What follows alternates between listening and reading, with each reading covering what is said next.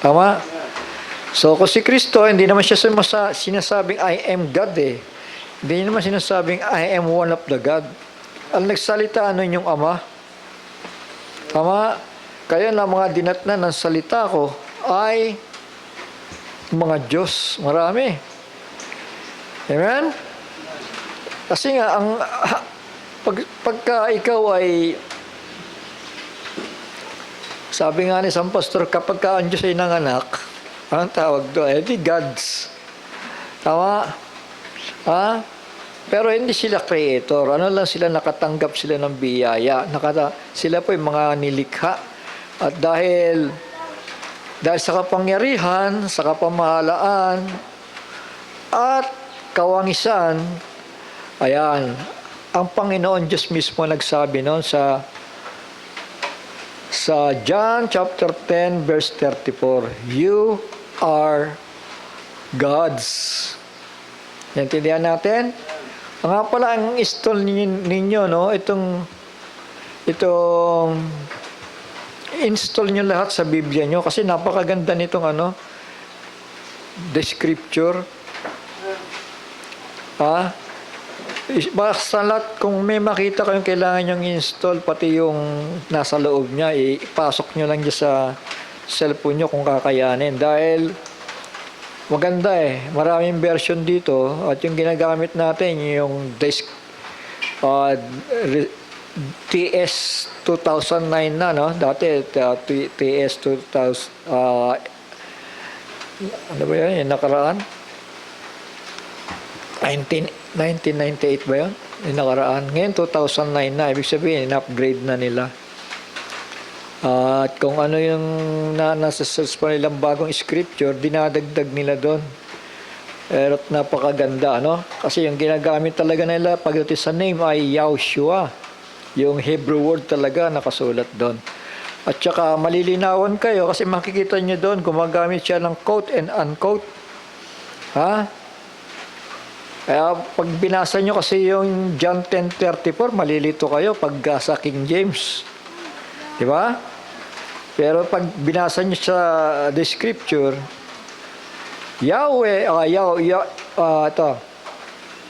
Yahshua, si Kristo yung nagsasalita, answer them. Is it not written in your own Torah? Is it not written in your own law? Kaya yung book of law, no? I said, yung I said na yun, quote na yun, hindi galing mismo kay Kristo yun, ha? Kaya huwag kayong malilito sa mga quote and unquote. Kasi, pag wala kang quotation, mali na ang version mo, mali na interpretation mo. Tama? Ha? I said, yun Diyos mismo nagsalita niya, kinakot ni Kristo. You are gods. Di ba? Ibig sabihin, ang ibig sabihin kasi ng gods, makapangyarihan, may kapangyarihan. So, nangyari yan dahil sa Ama na minana natin ang kanyang katangian. Tama po? Hindi ba si Kristo yung minana niyang katangian ng Ama? Tama ba?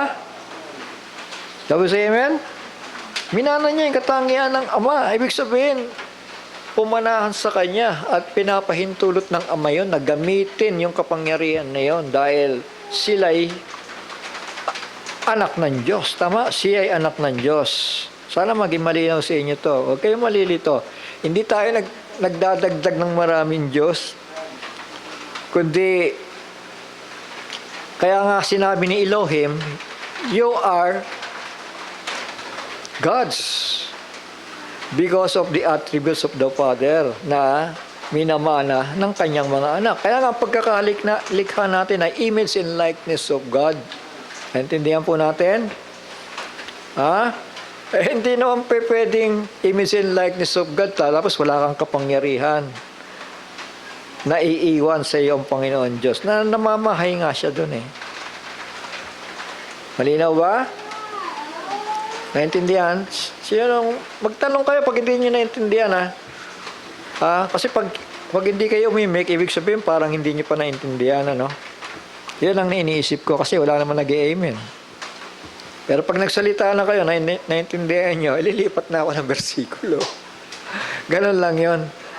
Kasi ayoko masasayang din yung mga binibitawang salita. Siguro ngayon nyo lang napakinggan to, no? Yung sinabi ng, ito sa King James, ha? Basahin ko, ha? John 10:34. Jesus answered them, "It is not written in your law.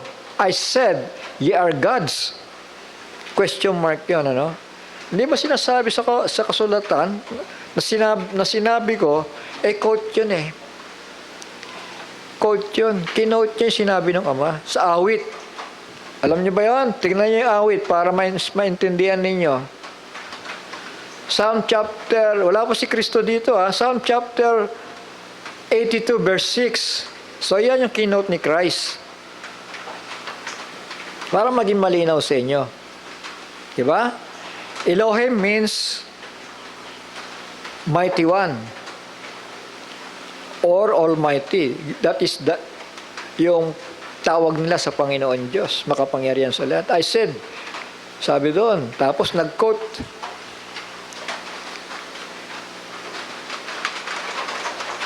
You are Elohim and all of you are sons of the Most High. Malinaw? Ha? Kaya kayo tinawag na gods dahil anak kayo ng God. Tama ba? Hindi tayo hindi natin pinaparami ang Diyos. Isa lang ang pinanggalingan ng kapangyarihan natin at yan ay doon sa the Almighty One, yung Creator of the heavens and the earth. Malinaw po? So,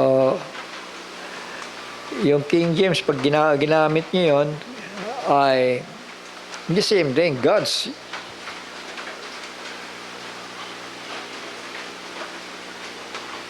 Ang ibig sabihin lang nun, nagmana tayo ng kalawalhatian ng Panginoon Diyos. Pero hindi tayo mga Diyos. Pero yung kapangyarihan ng Ama na ininvest yung salitang ininvest, nag-invest siya kay Kristo. Tama. At si Kristo naman, dahil may investment siya doon, pwede niyang gamitin yun kahit hindi pa siya sinasabihin ng Ama. Kasi alam niya ang gagawin niya eh. As long na maganda, mabuti, at matuwid yung kanyang gagawin, yan ay gawa ng Panginoon Diyos na kanyang Ama. At ginagawa niya yon, di ba? Di ba sabi niya, magandang umaga po, tuloy po, Sister Ami, tuloy po kayo, salamat at nandito kayo. Huwag muna kayong uuwi. Birthday ni Apo eh. Kailan po mag-isa? Ay, salamat po. At malapit na pong dumating ang Panginoon, Sister Ami. Maghanda-handa na po tayo. Sa malinaw. Ayan, laksaman nyo naman yung aim kasi medyo may pagkabingi ako eh. Alam nyo naman, nagkakaedad na. So yun. Dahan-dahan lang tayo. Sira na yung ating kwan eh. Yung dating, yung isa na ginagamit ko, sira na. Kaya salamat sa Panginoon, ano? Provide ang Panginoon. Ito'y ang galing ko na nga. Ayan. Mabuti na lang, may installment, Brother Johnson, ano? Mabuti na lang, may installment. Kung wala, baka pag-iipunan pa. Parang ganun, eh. Saan ba yan? Sige po. Yung pinapakita ko sa inyo mga picture, mahalaga yun eh. Kasi mamumulat tayo. Kung ano ba talaga ang kalooban ng Ama sa bawat isa sa atin. Kasi nakakalito talaga yung panahon kinabubuhayan natin, ano? Kasi papasok ko yung mga emails. Kasi malinaw naman yung pagbabasa ko ng Bible. Sige. Nawala pa ya. Ayun. M-share, ano?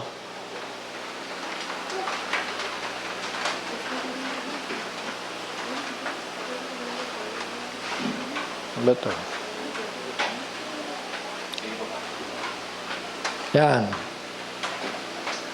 Start. Alone. Ayan. Ayan na. So, eto. Ito yung pangako. Pag sinabi natin pangako, hindi pa natutupad yan. Tama? Kaya nga, yan ay pinangako kay Amang Abraham na bagaman si Abraham ay naglalakbay pa lang, inutusan pa lang para pumaroon sa lupa na yon na ipagkakaloob. Hindi mismo kay Abraham, ha? Naintindihan ba natin itong dito? Ibig sabihin dito?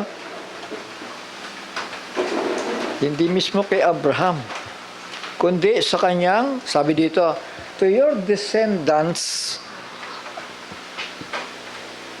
I give this land. Malinaw? So ibig sabihin, kasi para kay Abraham, pangako pa lang yon. Pero, sinunod niya. Tama? Na naglakbay siya sa dakong ito ng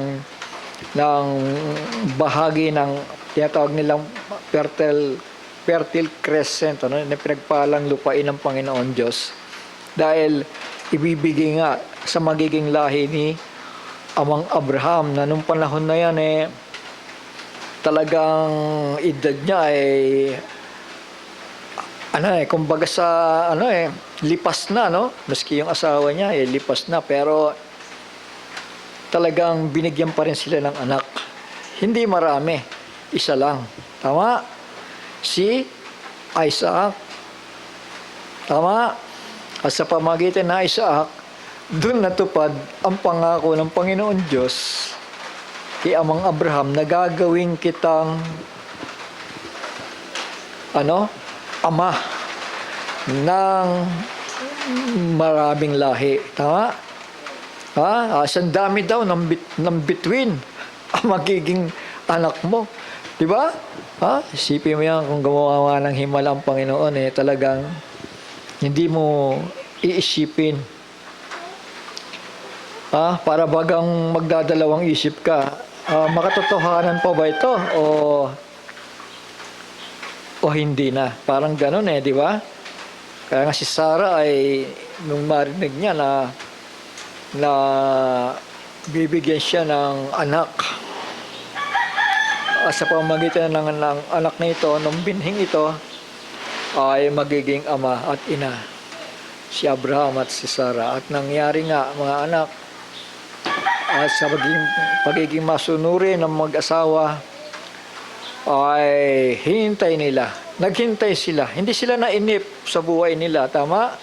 Bagaman, Genesis chapter 15, verse 18, ang pangako, hindi naman kay Abraham, sabi dito, to your descendants, sabi doon, I give this land from the river, ayun, salamat sa Panginoon, nandun na pala, from the river of Egypt. Ito po yung river of Egypt. Nakita niyo yung itim na yan?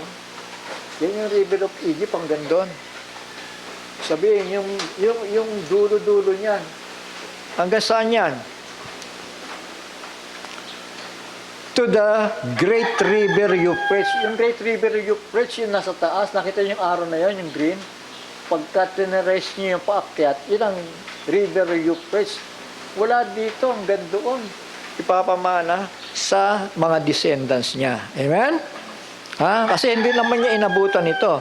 Kasi namatay nga siya. Tama? Pero pagdating ng resurrection, diyan niya ma-enjoy. Tama? Pero yung lahi ng kanya mga lahi. Kasi hanggang eternidad, manganganak pa ang mga tao Alam niyo ba yan? Millennium to eternity, manganganak pa. Manganganak pa. Dadami pa rin. Pero hindi ganun kasimbilis, Naintindihan natin? So, yon. Sabi nga, yung message ni Brother Johnson, na-misinterpret ng mga Hudyo, Akala nila inaari ni Kristo na siya ay isang Diyos. Bagamat totoo yun, sabi ni Kristo, hindi ba sinasabi ng Ama na kayo yung mga Diyos, ang dinatnan ng salita ng Diyos ay mga Diyos. So dumami, no?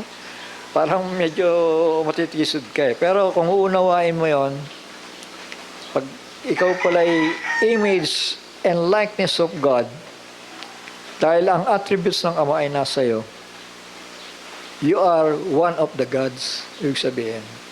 Pero sa kadahilan ng ang Ama ang sumasalahat-lahat. Tama? Sabi sa amen? Kasi kung wala man ang Ama, God of this world ang labas ng isang tao. Tama? Ang mapaparusahan pagdating ng panahon. Sige po, tayo yumuko at itutuloy ko lang yung mensahe. No? Ama namin, banal at makapangyarihan sa lahat, muli Panginoon, sa alamat sa araw na ito, na bagaman may kaunting pag-ulan, Panginoon, at ito'y pagpapaalala mo na ulan ng pagpapala para sa amin, at ulan na sumpa naman para sa iba na tumatalikod sa katotohanan.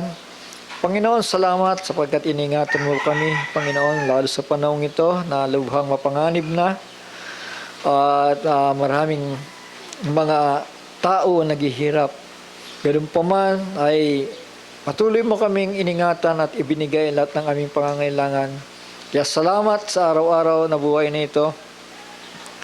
Tapat ang mga pangako, tapat ang paggabay, tapat ang iyong pagbibigay ng liwanag para gabayan kami papunta sa lupang pangako, Panginoon. Naway ingatan mo kami sa umagang ito, Amang Banal, at bigyan mo kami ng unawa sa iyong mga salita. Hiniling po namin ito sa matamis at makapangyarihang pangalan ng aming Panginoon at tagapagligtas na si Yahushua HaMashiach, ang banal ni Israel. Ito ay aming dalangin.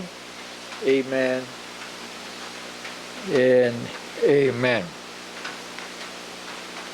So, hindi ko malaman kung saan nakapupunta ang versikulo, no? Kasi yung mga nauna natin pinag-aralan ay napakahalaga sa topic na ito na kailangan ulit-ulitin para ma-remind tayo.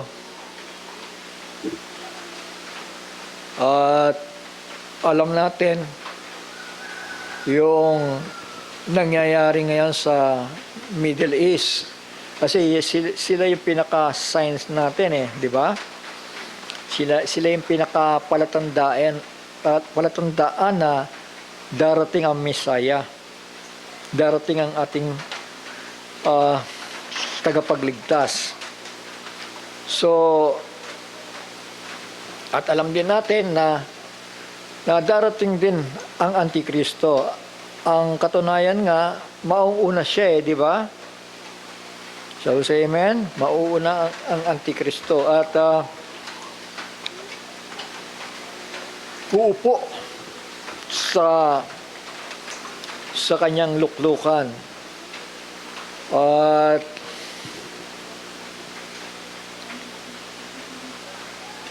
inisip ng mga tao sa puntong ito na talagang darating na ang Panginoon dahil ang iniisip nila na ito ngang presidente ng Amerika at yung kanyang manugang ay sila na yung Antikristong darating, ano?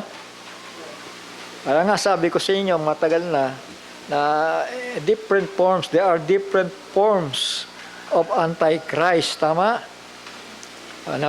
May nag-interview kay Trump tinanong siya parang sa Tagalog ganito, sigurado ka ba sa iyong pananampalataya ko ikaw ay totoong ligtas? Ganon, diretsuhin ko na yung tanong kasi yun ang punto sigurado ka ba na ikaw ay mapupunta sa heaven? Yun ang tanong. Isang nag-interview. Alam nyo, parang malungkot pa siya Sabi niya, I'm not sure. Ganun ang sagot niya eh. I'm not sure about heaven. Sabi niya. Tapos, dinuktong niya, basta't ang nalalaman ko ay yung masunod natin, makagawa tayo ng mabuti. Na magkaroon tayo ng kapayapaan. Kasi yun ang iginigit niya, yung kapayapaan, di ba? So, ibig sabihin, paano ka magkakaroon ng kapayapaan kung wala kang katiyakan sa kaligtasan mo? Tama? Hindi raw siya tiyak eh. So, bagaman nagko-quote siya ng mga Bible verses, nagpapalay hands sa mga pastors na nandoon sa paligid niya. Pero, I'm not sure, sabi niya, about heaven. So, you see, kung anong uring espiritu ang meron sa Amerika. At ang isa pang sign dito, hindi siya makikipag-join sa Abrahamic Accord na ang pinaka-head nila doon, walang iba kundi ang Antikristo. Tama. So, say amen. So, ibig sabihin, magulo. Tama? Yun ay tinatawag na false peace. Hindi totoong kapayapaan sa inner man, kundi kapayapaan sa mga bagay lamang ng sanlibutan. Tama? Yung peace, wag tayo maggera, ganun lang yon. Tapos mamuhay ulit tayo sa dating gawi. Parang ganun eh, di ba? Sana, pag nangailangan ka ng peace, sabi nga ng Panginoon, lumapit kayo sa akin, sabi ng Panginoon. Dahil ang kapayapaang binibigay ko sa inyo, ay hindi maibibigay ng sanlibutang ito. Shall we say amen? Hindi mapapantayan yung kapayapaan ni Kristo. Kasi anytime, di natin alam, bigla tayong kukunin ng Panginoon. Tama, bigla tayong madidisgrasya. Bigla tayong magkakasakit. Hindi natin alam yon. Pero kapag nandiyan ang Panginoon, alam natin na sinusubaybayan niya tayo at tayo naman ay sa Kanya, kahit anong uri ng sakit, anong uri na pagkakadisgrasya, kaya tayong iligtas ng Panginoon. Kaya tayong maingatan ng Panginoon. Sa ngayon po ba tayo? So, siya yung kapayapaan. Dahil, alala ko nung araw, nung wala pa akong Kristo, talagang kabado talaga ako sa lahat ng ginagawa ko eh. Kabado ako, tapos yan. Nagpapawis na yung mga kamay ko. Yung pala sign yun na tinatawag na pala ako ng Panginoon. Na para bagang lahat ng bagay na nangyayari, maging mabuti o hindi mabuti o pangit, para bang may kulang no? Parang may kulang lagi sa buhay ko. At hanggang sa nakaranas ako ng pagkakasakit at hinanap ko nga ang Panginoon. Kaya sabi ko, ito yung totoo pa ng kapayapaan na binabanggit ng Biblia, no? Shall we say amen? Lumapit kayo sa akin kung napapagal na kayo. Sabi nga ng Panginoon. Ngayon, kung hindi pa, sige lang, di ba? Ganun yan eh. Kasi ang tinatawag yung napapagal at nabibigat ang lubha. Dahil bibigyan ko kayo ng kagaangan. Bibigyan ko kayo ng kapayapaan. At pasanin ninyo ang aking pamatok ay magaang. At mag-aral kayo sa akin. Tama? Yan ang sabi, mag-aral. Ibig sabihin, continuous yun na dahil sa ang ating Panginoon ay punong-puno ng knowledge and wisdom. Walang katapos sa pag-aaral yan. Habang tayo naririto at nasa ilalim ng kanyang biyaya. Tama? Amen. Sige po, at puntahan natin si Israel, kanina tinignan natin yung pangako na yan. Hindi nga nila nakamtan, So, dito muna tayo.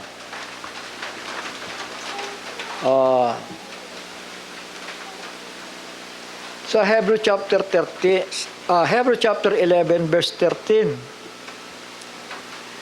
Pasimulan ko sa verse 8, ano?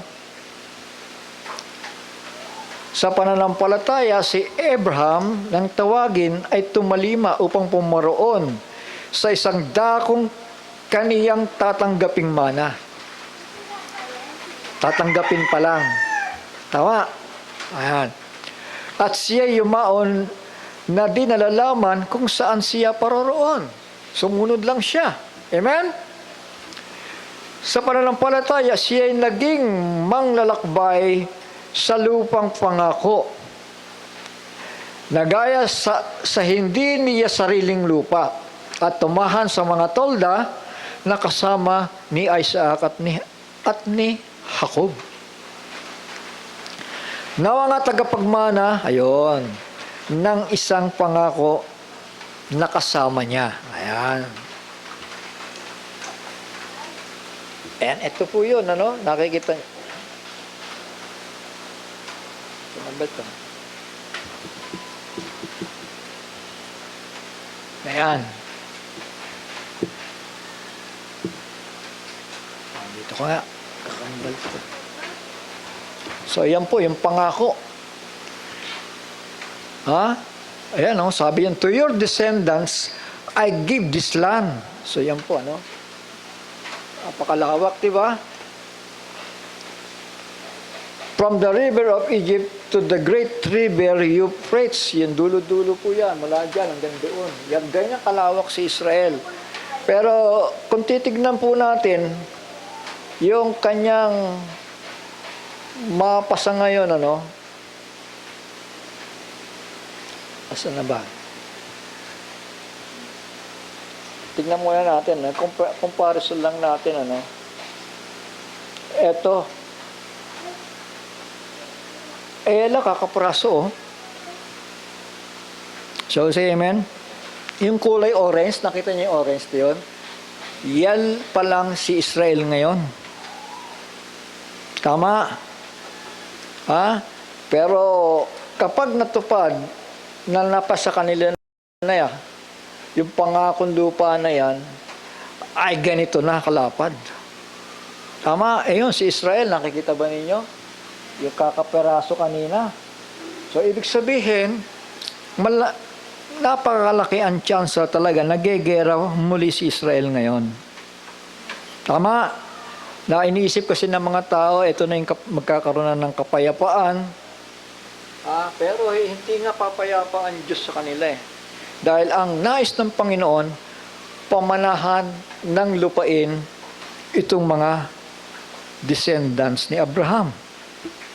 Sabi si amen.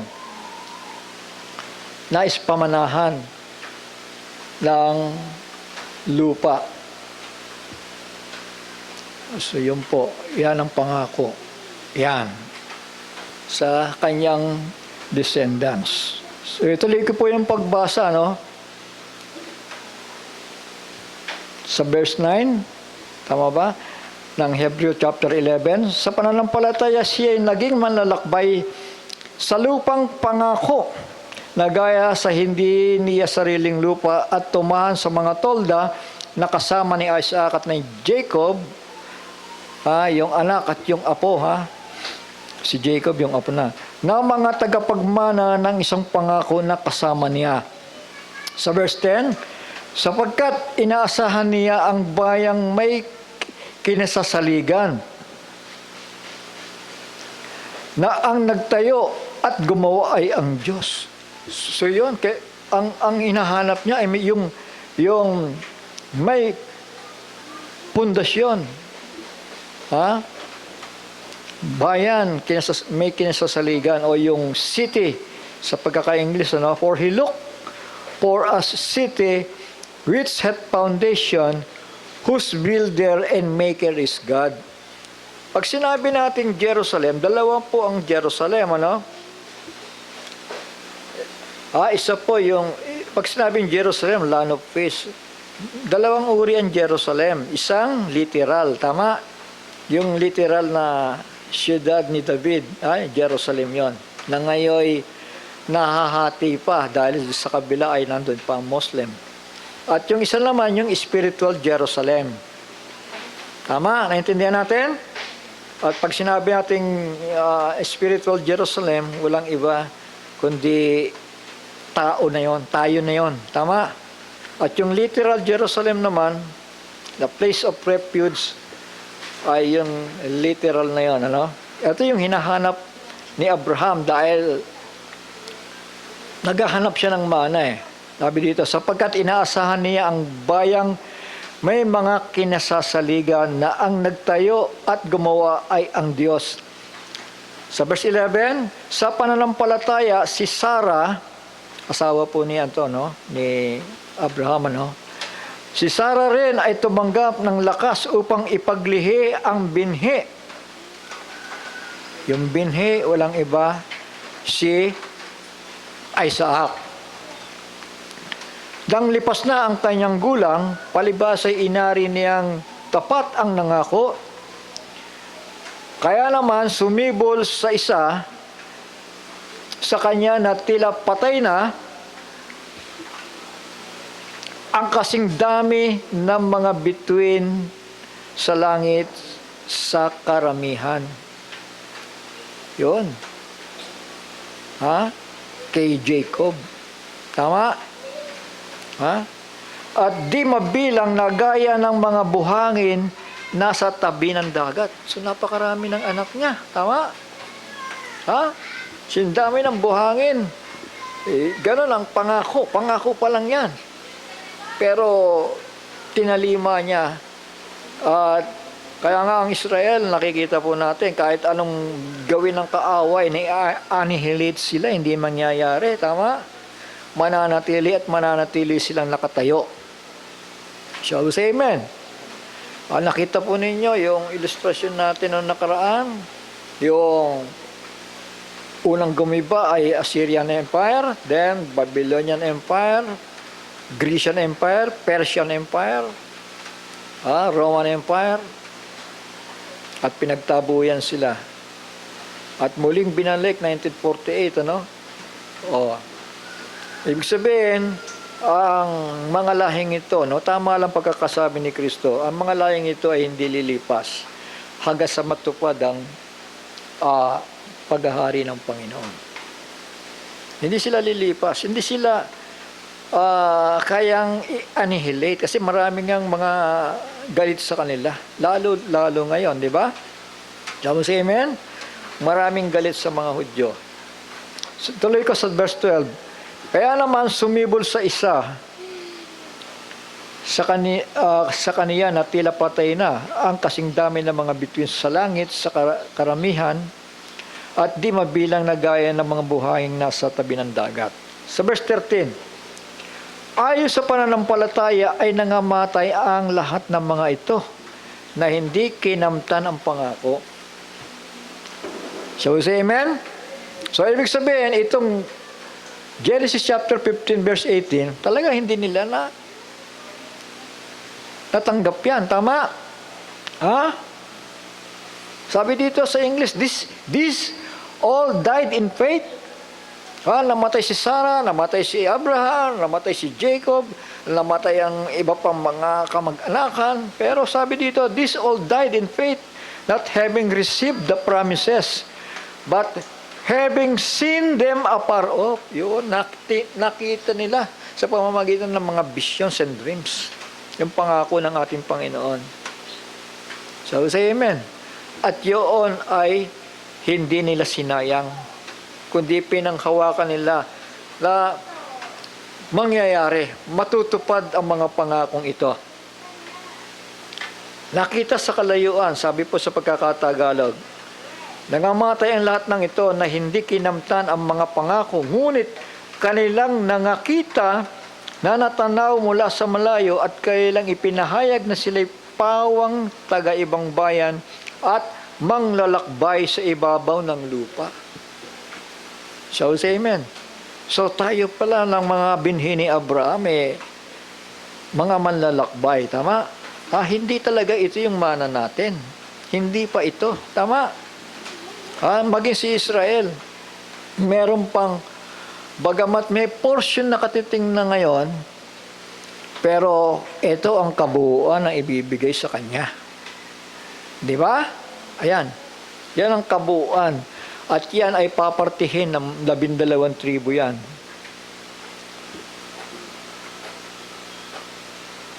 Sa verse 14, sapagkat ang mga nagsisipagsabi na mga gayong bagay ay nagpapakilalang hinahanap nila ang lupaing kanilang sarili. At katotohanan, kung kanilang naalala yaong lupaing kanilang pinanggalingan, ay magkakaroon sana sila ng mabuting pagkakataon upang bumalik. Sa 16, ngunit ngayon ay nagnanasa sila ng lalong magaling na lupain. So kinalimutan nila yung dati. Tama. Sige lang, maglakbay tayo. Sarah, halika, buhati mo yan, mga gamit natin. Magtayo tayo ng tolda. Papunta tayo sa dako na yon na pinangako ng Panginoon na mapapasalahi natin. Ibibigay niya yung lupain na yan. Sige, lakbay lang, lakbay. Ayan. Sa makatuwid bagay, ang sa langit. So, ang tinukoy dito, medyo lumakpas sa literal. Kanina, yung literal land na pangako. Pero pagdating dito, sa makatuwid bagay, ang sa langit. Kaya hindi sila ikinahihiya ng Diyos na tawaging Diyos nila sapagkat kaniyang ipinaghanda sila ng isang bayan. So, bumalik na naman sa literal. Tama? Kaya nga may dalawang, pag binabanggit yung salitang Jerusalem, dalawa yan, di ba? Isang literal, yung bayang ipinangako, ito nga, ang capital ay Jerusalem. Iisa yan.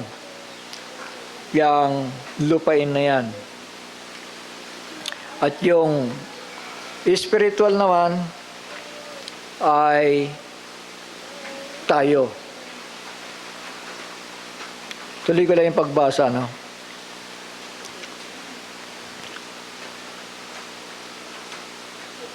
Sa 17, sa pananampalataya, nang subukin si Abraham ay inihandog si Isaac. Oo. Siyang tumanggap na may galak ng mga pangako ay siya naghandog sa kanyang bugtong na anak. Sa mga tuwid bagay yaong pinagsabihan, kay Isaac ay tatawagin ang iyong binhi.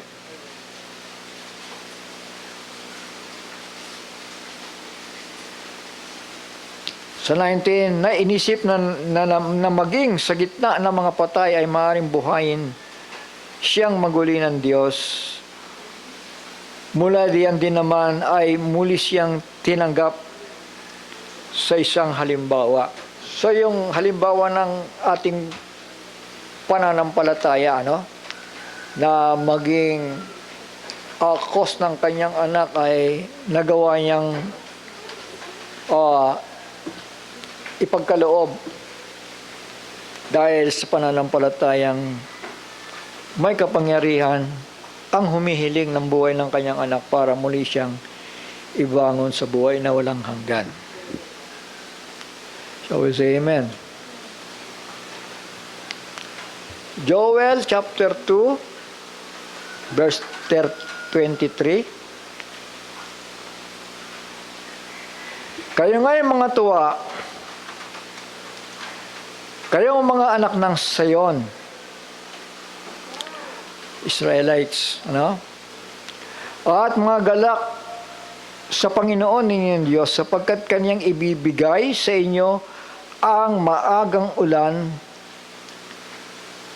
sa tapat na sukat at kanyang pinalalagpak ang ulan dahil sa inyo. Ang maagang ulan at ang huling ulan sa unang buwan. Tandaan ninyo, ang tinutukoy dito ay hindi literal na ulan, kundi yung pag-ulan ng banal na Espiritu sa bayang Israel. Shall we say amen? At sabi dito, sa pagkaka-English, for He hath given you the former rain moderately, yung former rain, yung sa Book of Acts, di ba? Bumuhos ang banal na espiritu doon, di ba? Habang sila'y nagseselebra ng kapistahan at sila'y napuspos ng espiritu.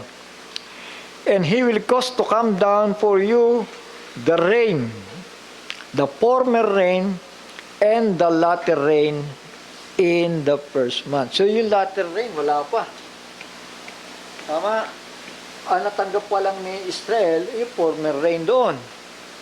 Tapos amen. At magmula noong sila'y giniba ni Titus, wala na si Israel. Nagsipangalat na. Tama? So kailan matutupad yung pangakong latter rain? Di sa latter days. Tama? Sa panahong kinabubuhay natin. Dito naman, magkakaroon ng revival si Israel. Sabi sa amen. At meron pong 2 propeta na gagamitin ng Panginoon Diyos doon upang muling pagtibayin ng bayang ito. Kaya nga sabi dito, sa 23, Be glad then, ye children of Zion, rejoice in the Lord your God, for He hath given you the former rain moderately, and He will cause to come down to you the rain, the former rain, and the latter rain in the first month. Sa 24, and the floors shall be full of wheat, and the pots shall overflow with wine and oil. And I will restore to you the years that the locust hath eaten. Pag sinabing locust, mga sundalo yon, di ba? Intindihan na natin yan, di ba? Hindi ko na kailangan hanapin pa yung versikulo para bumilis tayo. I will restore to you the years that the locust hath eaten. Sino yung locust na yon? Walang iba kundi yung Babylonian Empire. So, say amen. Ha? May picture tayo dito para maintindihan lang natin, Ito yung mga bansa na naghari sa ibabaw ng lupa at nagpailalim ang bayang Israel sa kanila. Ay, binabanggit ko kanina, yung Babylonian Empire sa panahon niya ng 605 BC at hanggang 539 BC. Alipin sila ng Babylonia. Sabi sa amen. Ang Babylonia pala ay, para sa hindi pa nakakalam, ito po yung Iraq. Yung Iraq ngayon. Pero bagsak siya, tama. Sabi sa amen, bagsak. Pagdating sa laban kay Israel, wala ipapanalo yan ngayon, tama. Ano ang sumunod na kaharian? Yung bahagi ng, ito yung wrist and arms of silver, bahagi ito kasi ng statue na Dreams of Nebuchadnezzar at ininterpretan Daniel. So ito po, tuloy lang natin. At hiwalay natin yung topic na yan para diretsuhin po natin yung lupang pangako. So dito, yung Medo-Persia. Yung Persia naman. Sino nakaalam ng Persia? Ito po yung Iran. Tama? Iran. Then, sumunod ay ang Gracia. Then, yung fourth beast naman ay yung legs of iron ng Roma. Then, nag-break yan into pieces dahil bumagsak nga itong kaharian ng Roma, 476 AD. Pero, yan ay pinamunuan ng spiritual horn. Amen? Ito ang yumakap sa mga bansang ito. Tama? Para ipe-prepare sila nito para sa pagbubuo uli ng empero ng Roma. Naintindihan po natin? May papel ito. Kaya si Kushner na isang American, wala silang, hindi yan biblical na siya yung Antichrist, hindi po. Merong bahagi lang siya, tama? Amen. Maging si Trump, na presidente ng Amerika, na alam natin, ang Amerika ay tinaguri ang image of the beast. Tama? While yung first beast, alam natin yung Europe, yung Roman Empire na nag-break into 10 nations sa end time. Tama? Ha? Sabi sa amen. Naging mga bansang hiwa-hiwalay. Kaya ngayon, bansa sila hiwa-hiwalay, di ba? Pero nagkakasundo sila para labanan si Israel. Ngayon pala, nagbabanta na, United Kingdom, di ba? Galit sila, ayaw nila. Hindi sila sang-ayon. Gusto namin, ibalik mo yung Gaza sa mga namamahay dyan. Pag binalik nila yon, alam nyo na mangyayari. Tama. Kasi magkakaroon ng patuloy na gera sa bayang Israel. Patuloy po silang guguluhin ng mga Palestinong Hamas. Tama? Sabi sa amen? Pero sabi dito, and I will restore to you the years that the locust hath eaten. Yung locust po ay yung Babylonia. The cankerworm, Persia. Kasi in order to The caterpillar, Persia, Gracia. And the palmer worm, my great army which I sent among you. Kasi sa katigasan ng ulo nila, pinahintulot ng Panginoon na sila ay sakupin ng mga bansang ito Pero sabi dito, may pangako, di ba? I will restore to you the years that the locust had eaten, the cankerworm, the caterpillar. Mga maninira ito, di ba? Di ba? Maninira ng puno Puno ng igos si Israel, sinisira nila.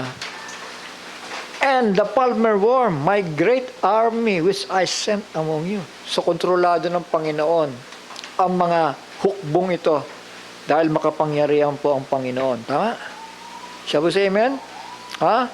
Pinag-uutusan niya yung mga yan para supilin si Israel, para turuan si Israel dahil sa kanilang kasamaan, mga anak. Kaya nga may kabayaran bawat ginawa ng tao Hindi siya papayag na manatili ang tao sa kasalanan. Kaya pinahihintulot niya yung mga kabigatan sa buhay niya, yung mga pagsubok, yung mga sakit, yung mga karamdaman, para hanapin niya yung maaaring makatulong sa kanya. Walang iba kundi ating Panginoon Diyos. Tama po? Hindi ba? Sabi nga sa hula sa Israel kayo na pumapatay ng mga propeta. Naparito ako natulad sa isang inahin sa kanyang sariling sisiw, pero ayaw kayo.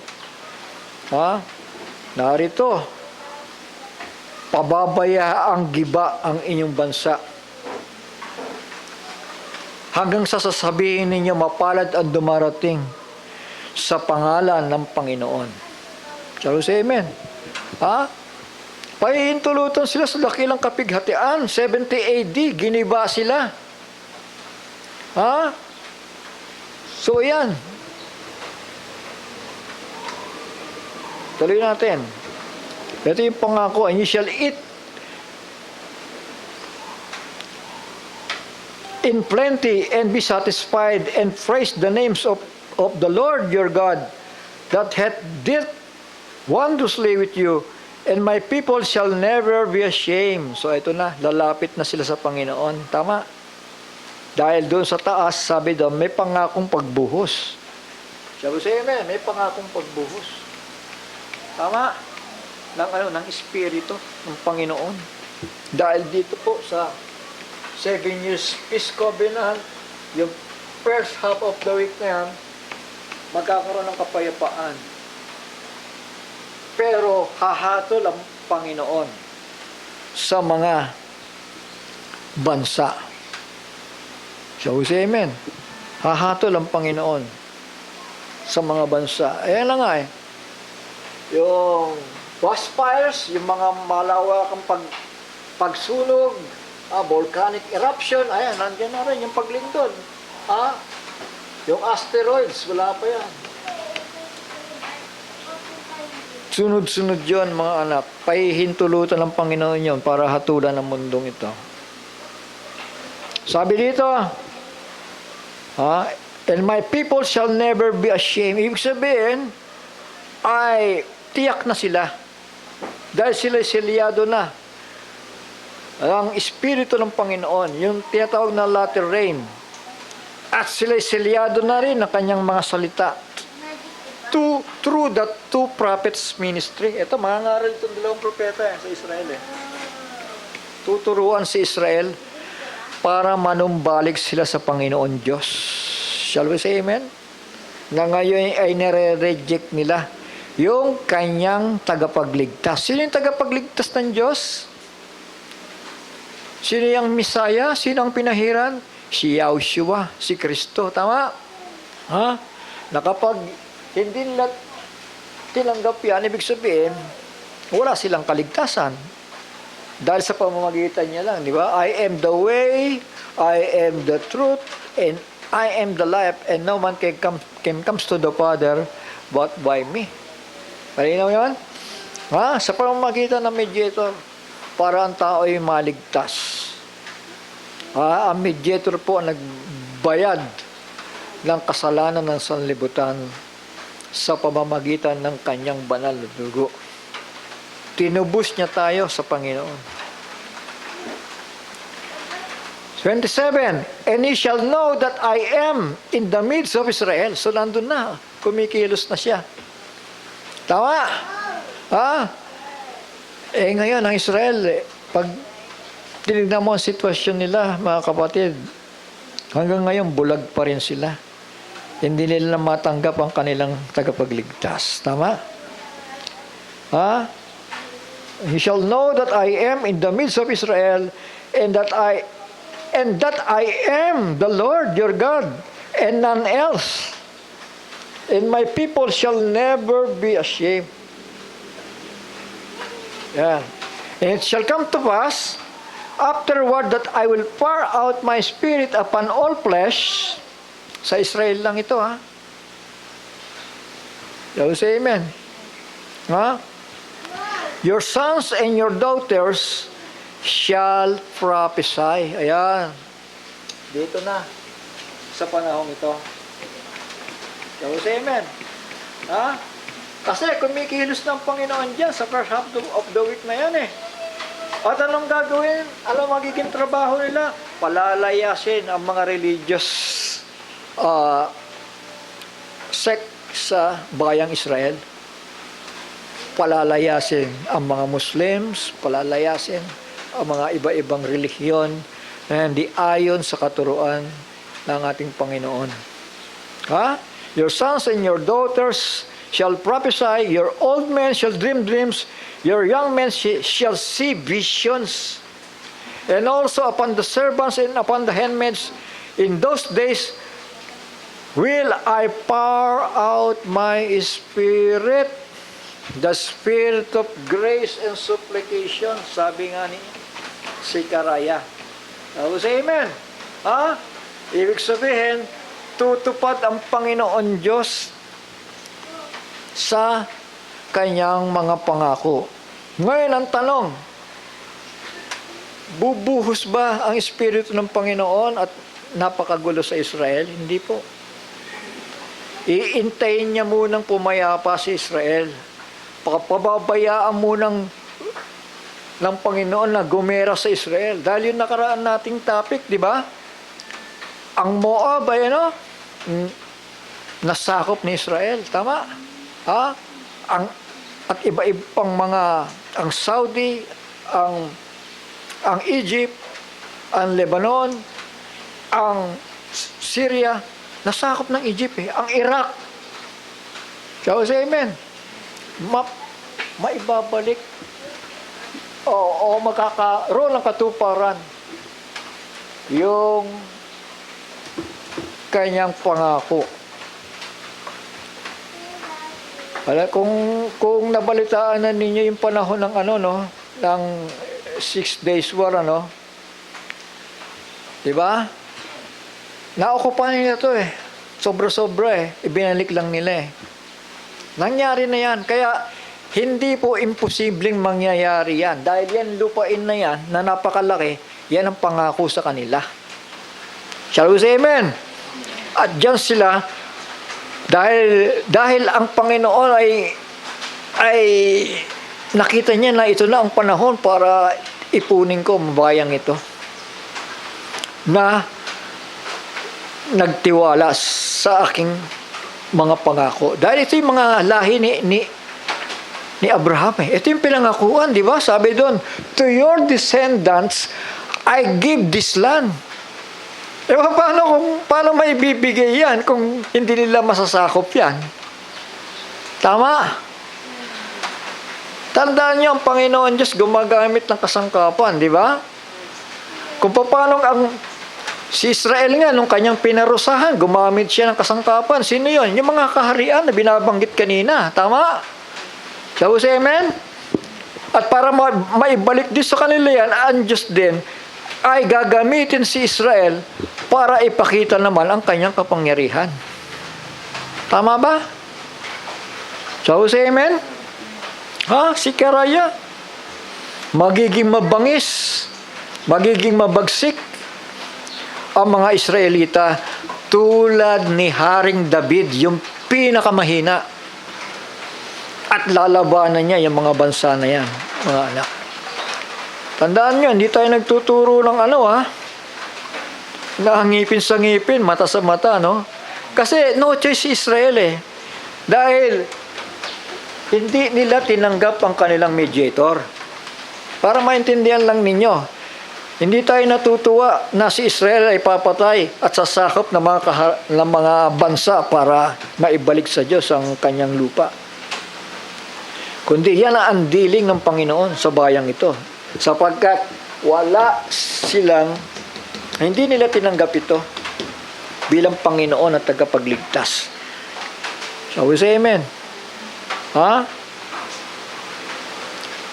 Kaya,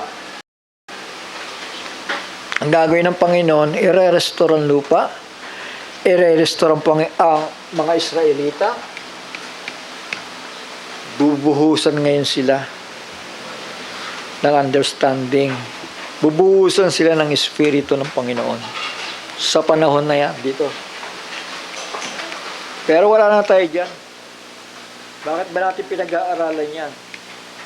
Para makita rin natin ang panahon natin. Tama. Nasa ngayon ba nakakapiraso yung lupang ni Israel na kanilang pinananahanan? Ay darating ang Panginoon para magbigay ng kapayapaan sa Israel? Hindi po, hindi pa. Hindi pa panahon. Kailangan maibalik muna ang lupa. Yung ipinangako ng Panginoon. I-ready muna yan. Then mangyayari po itong pagbuhos ng kanyang banal na espiritu na once na ang dalawang propeta, Moses and Elijah, ay nasa lupain na ni Israel at nangangaral at ipinakikilala ang ating Panginoon at tagapagligtas na kanilang tinanggihan. Tinanggihan nila yan eh. Alam nyo ba yun? So say amen? Naging matigas ang mga ulo nila. Kaya huwag tayong tatanggi. Dahil kapag tinanggihan natin ang kaligtasang inaalok ng Panginoon, yung pangakong rapture. Pag tinanggihan natin ang rapture na yan at hindi tayo nagprepara, tandaan po natin, 5 months tormention sa paghahari ni Abaddon. Amen? Abaddon, ano yung Johnson? Hebrew word? Abaddon. 5 months, pahihirapan ng mga taong walang tatak sa noo. Ibig sabihin, walang revelasyon, pahihirapan ni Abaddon. Abay, nagbigay na nga ng pangalan, di ba? Sa Hebrew, ang pangalan niya ay Abaddon. Sa Greek, ay Apollyon. So, ibig sabihin, mangyayari talaga, di ba? Sa English, Napoleon. Bahala na kayo magtagalog. Basta yan, yung the last Antichrist. Tama. Pinangalanan na nga eh. Di sana, ang last Antichrist, ang pangalan dapat Donald Trump. Hindi naman eh. O kaya David Costner. Hindi naman eh. Binigyan na nga ng pangalan. Tama. Revelation chapter 9. Binigay na yung pangalan para ito, malalaman ng mga maiiwanan sa rapture. At kapag narinig na yung pangalan na Apollyon na yan, at Abaddon, alam na nila, masasabihan sila, tama? At sinong magpapaalala sa kanila? Tayo, na nakaalam ng revelation na yan. Dahil hindi naman pwedeng mamali, pinangalanan na nga ng Panginoon eh. Tama? Hindi ka na magtatanong, sino ba? Si Kushner ba? Si Donald Trump ba? Ay, yung Papa si ba? Hindi po. Si Abaddon nga eh. Tao say amen. At hindi na mamamali yun dahil nasusulat. Sinulat na ng kamay ng Panginoon. Ituloy ko po yung pagbasa, Joel chapter 2. And also upon thy servants and upon the handmaids, in those days will I pour my spirit. So malinaw ito. Mga anak, kikilos ang Panginoon sa bayang Israel. Sa Israel lang ito ha. Para maging malinaw sa inyo. I will show wonders in the heavens and in the earth. Blood.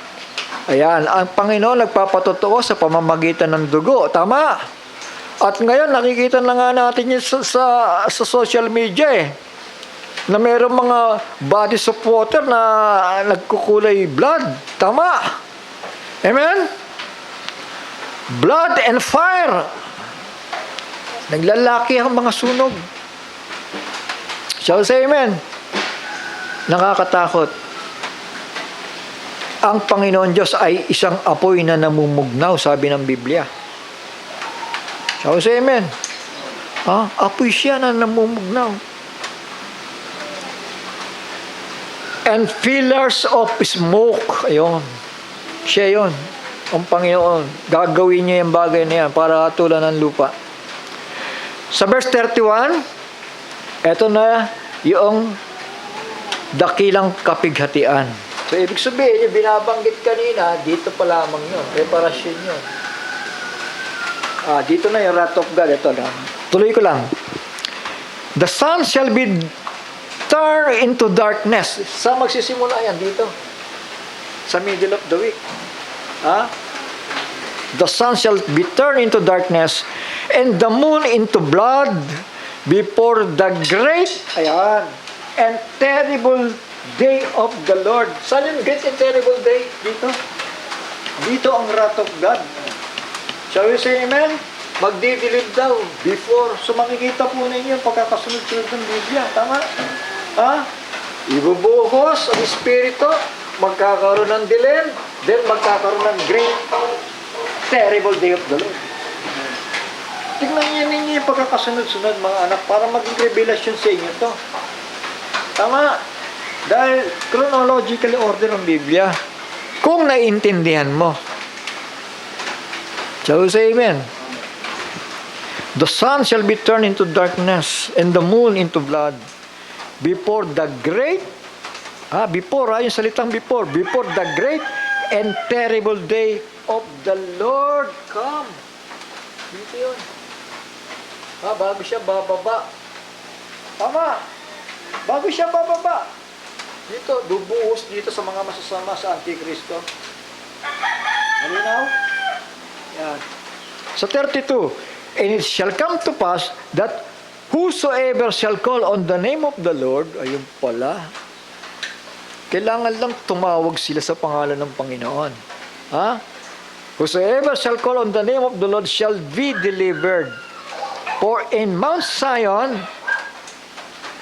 and in Jerusalem shall be deliverance, as the Lord hath said, and in the remnant whom the Lord shall call. Yung mga tinawag ng Panginoon, so panahon na yan. Kasi hindi ka sila na-rapture. Tama. Ang magiging giling ng Panginoon, pagsisihan nila yung kanilang kasalanan at tanggapin siya bilang Panginoon at tagapagligtas. Tama. Ha? Amen. So, ang daming patay dyan. Ang daming patay. Dahil sinasabi, only few men left. Kakunti na lang ang natira. Tama. Sino yung natira? Yung Israelita, yung 1/3 ng mga Israelites na itinago sa Aysal. Sila yung magre-reproduce dito. Kailangan kasi mag-reproduce sila eh. Tama? Tama. Tingnan natin. Yung pangako ng Panginoon kay Israel.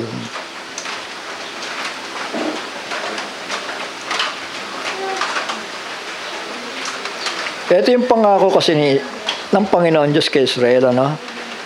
Matthew chapter 19, verse 28. Pakinggan po ninyo mga anak para hindi masayang ito. Sa verse 27 muna. Then answered Peter and said unto him, kay Kristo, Behold, we have forsaken all and followed thee. What shall we have therefore?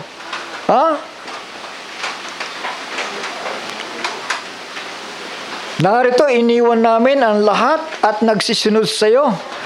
Ano nga baga ang aming kakamtin? So, verse 28, At sinabi ni Jesus sa kanila, Katotohanang sinasabi ko sa inyo na kayong nagsisunod sa akin sa pagbabagong lahi. Dito. Sabi sa amen. May pagbabagong lahi. Tingnan nyo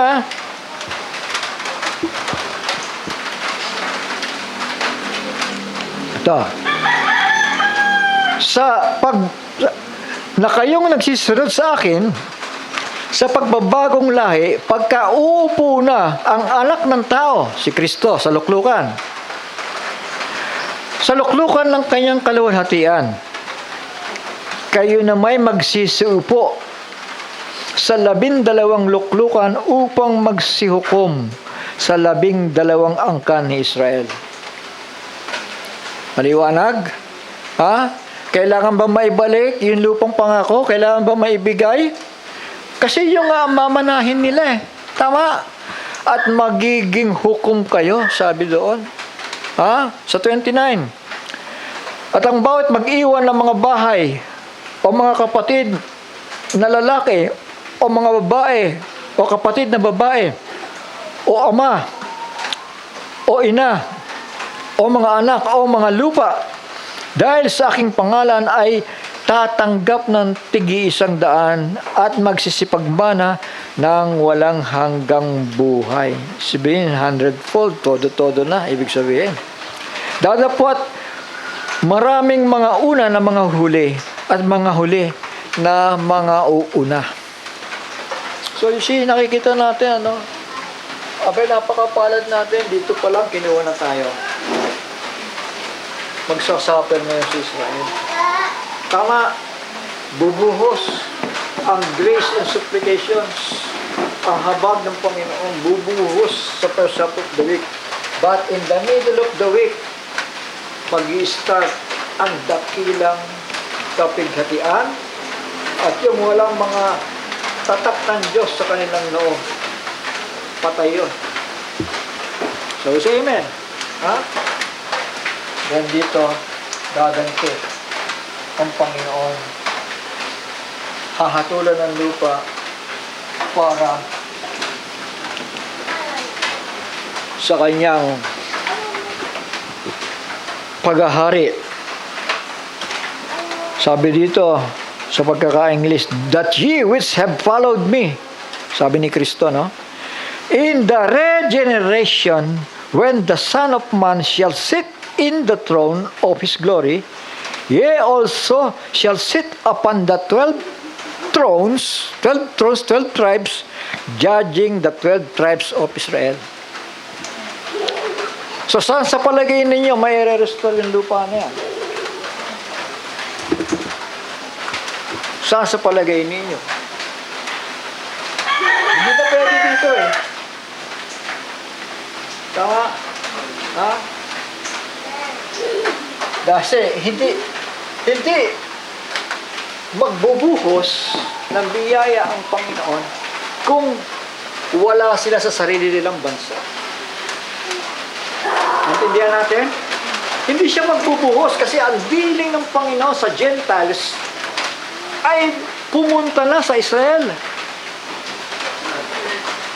So, kailangan ang Israel mag-uwian.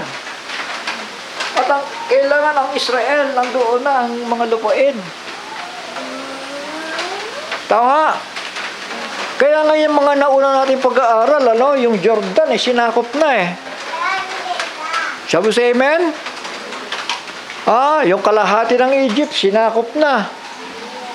Yung Saudi, sinakop na. Yung Syria, yung Lebanon, yung Iraq, sinakop na. Bahagi ng Kuwait, sinakop na. Tama.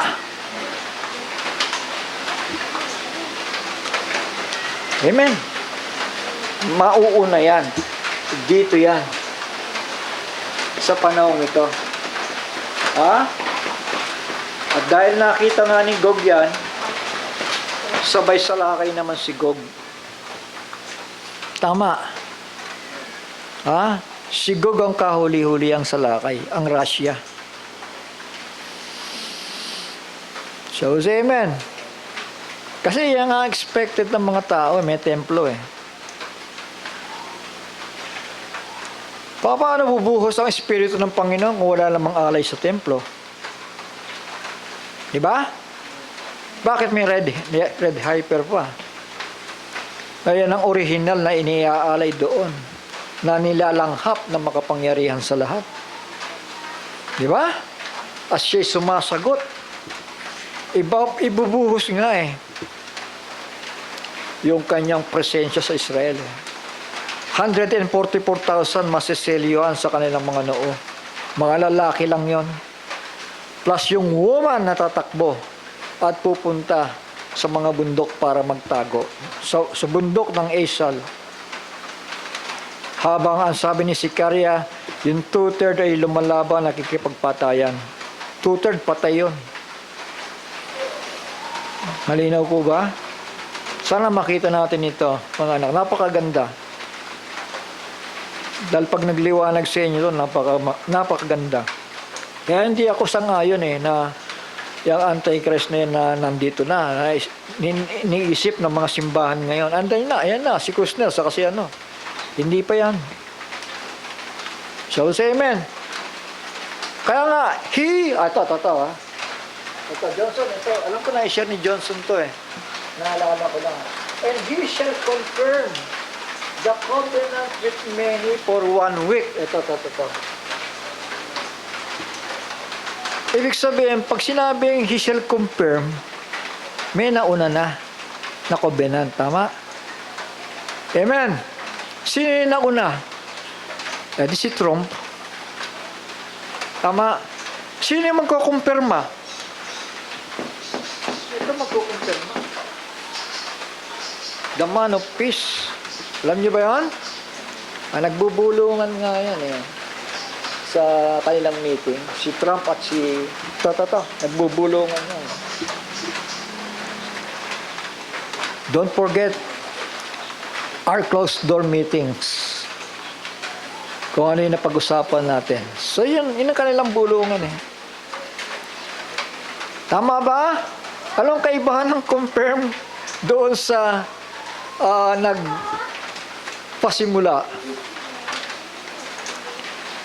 Diba? Hindi pa nga ma-confirm yung peace doon sa Gaza kasi nagpapatayan pa rin ngayon doon eh. Shall we say amen? Amen. Ang ngayon doon, ang dominion ngayon doon, yung mga Hamas, pinagpapatay yung mga nagtaksil daw sa kanila. Kaya makikita niyo sa balita, di ba? Na ganun na nangyayari. So, say amen. Sana maging malinaw sa inyo ito. Kasi nakakalito talaga, di ba? Parang iniisip mo, ayan na nga, kinikilala na nga si Trump na covenant maker. Pero kung titignan ninyo, umatras lang kayo ng konti. Ito. Itong Pentecost na to, wala pa si Trump. Ito, yung mga relihiyon, nandiyan sa katabi niyang ganyan, nakapila yan. Etong kinikilala nilang peacemaker, hindi si Trump. Noon pa yan. Panahon pa ni Pop John Paul. Andun yung mga Muslims, yung mga kung ano-anong simbahan, nandoon. Mga Budista, nandoon. Ito, pinaka-head nila.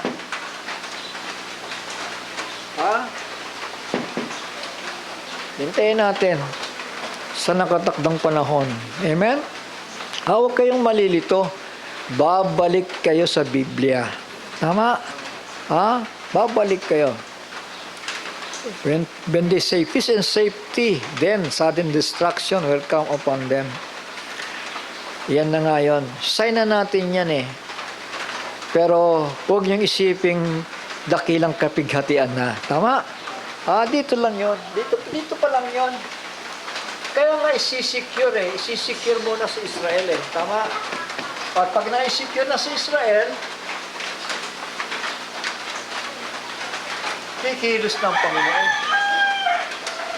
Ministry of Moses and Elijah. Ang ibig sabihin sa Israel, handa na akong tanggapin. Dahil naibigay ko na yung lupa para sa kanila. At eto na nga, nag-ahandog na nga sila. Nag-aalay na nga sila. Tama? Ang templo ay na-restore na. Tama? Na-restore ang templo, na-restore ang alay, na-restore ang mga pare. Di ba mga pare, hindi sila makagalaw ngayon? Tama? Naka-uniform na nga sila Suot na nga nila, pinapractice na nga Tama? Saan gagawin yan? Hindi naman pwede dito. Tama? Yung mga pare, ready na. Hindi naman pwede dito kasi tapos na Amen? Saan mangyayari yan? Dito, nagpe-prepare yung mga pari ni Israel at ang iniintay nila yung dalawa na yan. Tama. At pag dumating na yung dalawa na yan, bubuhos na. Yung sinasabing, yung ipinangako po dito sa Joel, ibubuhos yung latter rain. Tama. Then magkakaroon ng revival sa Israel. Tapos, amen. Habang ang dalawang propeta ay nag-aater ng sumpa sa mga kaaway. Malinaw na yon mga anak. Sa susunod, dudugtungan ko pa. May maraming bersikulo pa dito na hindi ko nabasa. At tulungan tayo ng Panginoon. So itong lupang ito na nakikita po natin dyan, ibabalik muna yan. Para maging acceptable si Israel sa presensya ng Panginoon. Purihin ang Panginoon. Sige po mga anak, dito kayo at magdasal tayo at magpasalamat sa pagpapahayag ng Diyos sa ating kalagitnaan. Ang maraming banal na